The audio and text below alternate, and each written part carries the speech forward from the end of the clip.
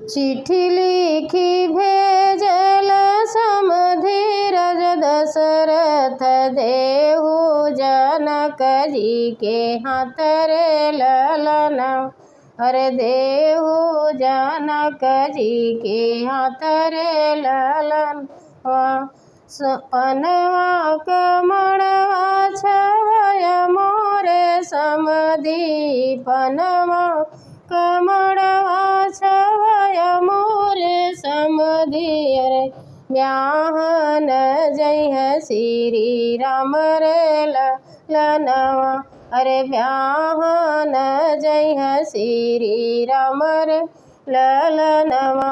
इतनी वचन जब सुनली शीतली मैया इतनी वचन जब सुनली शीतल मैया माता आगे भागली जाई रे ललनवा।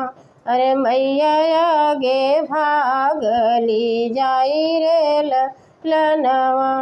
इतना दौलतिया नहीं हुई है ये मैया इतनी दौलतिया नहीं हुई है ये मैया। अरे कर दिया रही है कुंवारी रे ललना। अरे ते कर दिया रही है कुंवारी रे ललनवा। जिनी बेटी सोच हो जिनी बेटी सकुच जिनी बेटी सोच हो जिनी बेटी सकुच। अरे वही बाट बाबा तो हर रे ललनवा। अरे वही बाट बाप तो हर रे ललनवा।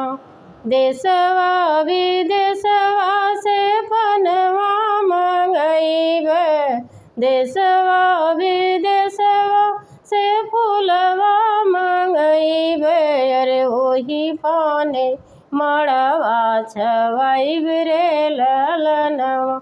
अरे वही पाने मड़वा छवाईब रे ललनवा।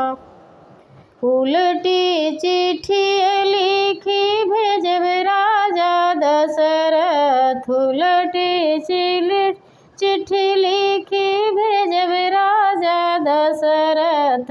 सुना समधिया राजा हमार रे ललनवा।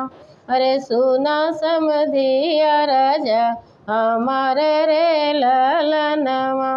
सोनवा का महल छवाया मोरे समधी सोनवा का महल छवाया मोरे समधी। अरे जहाँ जई है सीता हमार रे ललनवा।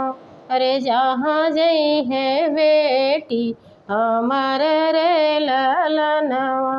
इतनी वचन जब सुने श्री रामचंद्र इतनी वचन जब सुने श्री रामचंद्र। बाबा आगे भागल जाई रे ललनवा। अरे बाबा आगे भागल जाई रे ललनवा। इतनी दौलत जकरे हुई है न बायर ते कर बेटा रही है कुंवार रे ललनवा। अरे ते कर बेटा रही है कुंवार रे ललनवा। जिनी बेटा सोच हो जिनी बेटा सकुच। अरे अब ही बाट बाप तो हार रे ललनवा।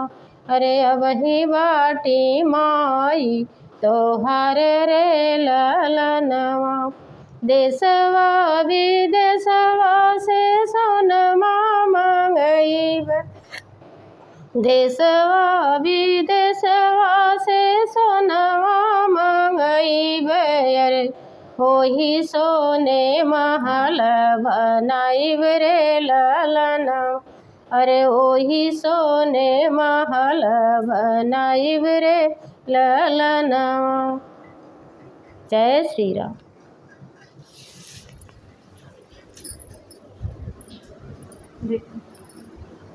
गए